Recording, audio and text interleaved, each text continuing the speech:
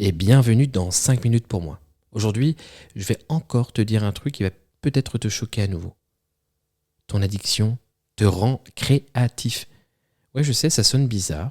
Tu te dis sûrement, comment ça, mon paquet de clopes, mes verres du soir ou mon grignotage compulsif, c'est censé être un frein, pas un moteur. Eh bien, détrompe-toi. Parce qu'en réalité, si on observe bien, ton addiction est probablement l'un des domaines où tu déploies le plus d'imagination, de stratégie et d'efficacité. Tiens, regarde, un fumeur invétéré qui se rend compte qu'il n'a plus de cigarettes un dimanche soir. Il devient soudain un explorateur urbain. Il connaît tous les distributeurs automatiques de la ville, tous les petits tabacs qui sont ouverts 24/24. Il se souvient vaguement d'un bar encore ouvert à l'autre bout du quartier. Et il part, sans même réfléchir, sans GPS, sans plan. Motivation 10 sur 10. Résultat, mission accomplie. Ou pense à celui qui aime un peu trop l'alcool.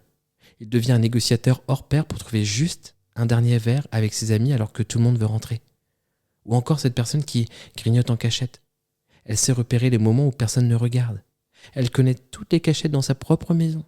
Elle a une mémoire phénoménale pour savoir où sont planqués les biscuits. On parle souvent des effets négatifs des addictions. Et bien sûr, ils existent.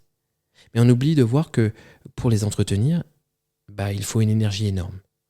Et cette énergie, tu la mobilises déjà. Elle est là, en toi. Tu es déjà capable de te dépasser pour atteindre un objectif. Sauf que pour l'instant, cet objectif, c'est nourrir ton habitude. Et c'est là que ça devient intéressant.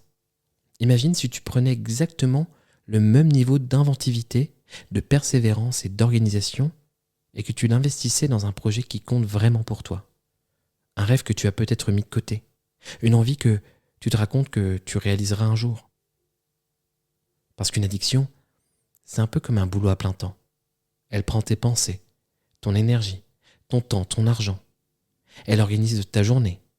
Et si aujourd'hui tu te dis « je n'ai pas la discipline pour arrêter », je te garantis que c'est faux.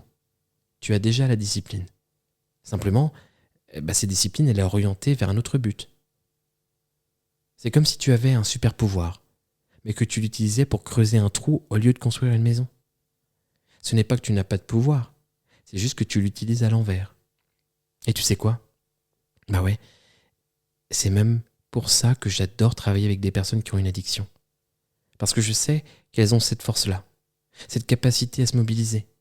Elles ont déjà prouvé 1000 fois qu'elles savent obtenir ce qu'elles veulent. Elles l'ont juste oublié. Ou elles l'ont appliqué dans un domaine qui les enferme au lieu de les libérer. Alors oui, on pourrait passer du temps à culpabiliser, à se dire qu'on a gaspillé des années, de l'argent, de la santé. Mais à quoi bon ? Et si au lieu de t'en vouloir, tu commençais à observer ? Tiens, comment je m'organise pour assouvir cette habitude ? Quelle stratégie j'ai déjà mis en place ? Quelle énergie j'y consacre sans même m'en rendre compte ? Et là, tu peux faire un pas de côté. Tu commences à te dire « Ok, j'ai cette ressource-là. Comment je peux la recycler ?»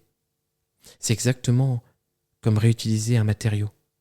Tu prends celui qui est déjà là, tu le transformes et tu en fais quelque chose de nouveau. Le piège, c'est de croire qu'arrêter, c'est perdre quelque chose. Alors que non. Tu ne perds pas cette créativité, cette ténacité, cette organisation. Tu les libères. Et crois-moi, quand tu les réorientes vers ta vie, c'est là que ça devient explosif. Tu veux écrire un livre ? Monter un projet ? Changer de boulot ? Te remettre au sport ? Eh bien, tu as déjà en toi toutes les compétences nécessaires. Ce n'est pas un chemin où il faut tout apprendre de zéro.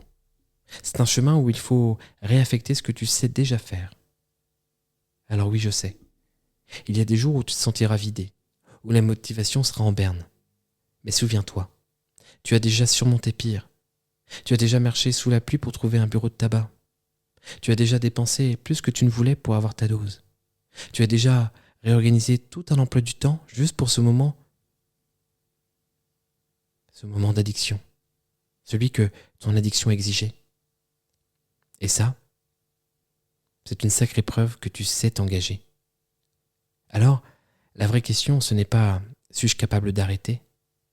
La vraie question, c'est « suis-je prêt à être aussi fidèle à moi-même que je l'ai été à mon addiction ?» C'était 5 minutes pour moi. et peut-être pour toi aussi. À bientôt.